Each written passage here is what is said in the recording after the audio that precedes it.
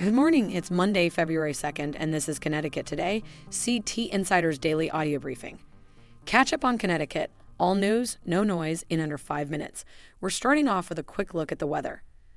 Temperatures across Connecticut will stay cold today, with gusty winds reaching up to 35 miles per hour in some areas. We'll have the full weather update at the end of the briefing.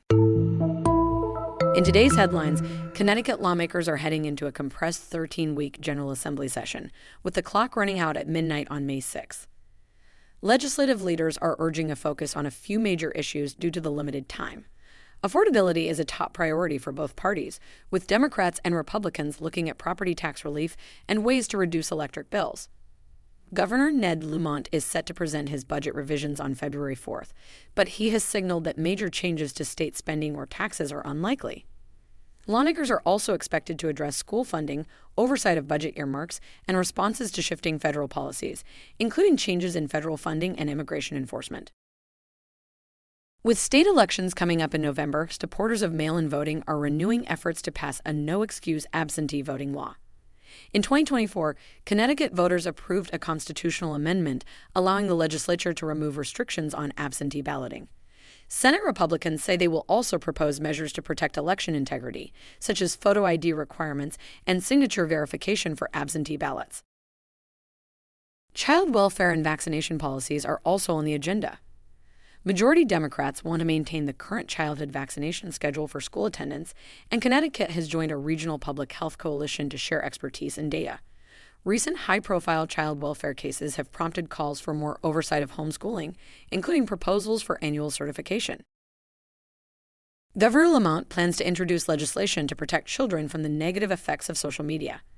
The proposal would prohibit social media platforms from using addictive algorithms and notifications for users under 18 without parental consent, and would bar notifications between 9 p.m. and 8 a.m. Lamont also hinted at expanding restrictions on mobile devices in schools. LGBTQ+ advocates are preparing to push for stronger state protections this legislative session. Matt Lindstrubis, Executive Director of Equality Connecticut, said priorities include safeguarding access to gender-affirming care for youth, expanding SHIELD laws to protect providers, and improving patient data protections. Advocates are also focused on supporting providers, ensuring Medicaid coverage for people with chronic conditions, and expanding in vitro insurance coverage for LGBTQ+ couples and single people. Lindstrubis said, quote, "We need to really make sure that we're doing everything we can to protect people around us from what's happening across the country." Punxsutawney Phil is set for his annual Groundhog Day prediction today, but according to the National Oceanic and Atmospheric Administration, Phil's accuracy rate is just 35% over the past 20 years. Staten Island Chuck from New York holds the top spot among animal forecasters with an 85% accuracy rate. Connecticut's own groundhogs like Chuckles of Manchester were not included in the competition. Max Naumov, a Simsbury native, has been named to the U.S. Olympic figure skating team a year after losing his parents, Evgenia Shishkova and Vadim Naumov, in a tragic plane crash. Max returned to competitive skating with the support of friends and coaches, placing third at nationals and earning his Olympic spot. The International Skating Center of Connecticut and the Skating Club of Boston have played key roles in his journey. Max's story has inspired many in the skating community, and a memorial plaque now honors his parents at the Simsbury rink. Quinnipiac women's hockey assistant coach Brent Hill is heading to the 2026 Winter Olympics in Italy as an assistant coach for Team USA's women's hockey team. Hill has spent years preparing for this opportunity, working with both Quinnipiac and USA Hockey.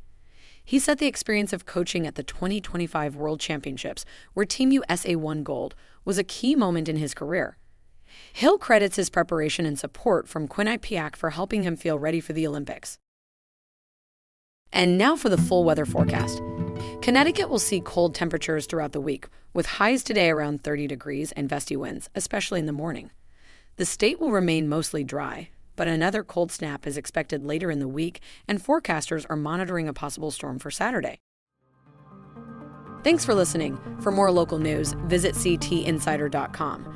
This digest was partially generated by AI and then reviewed and edited by our newsroom staff.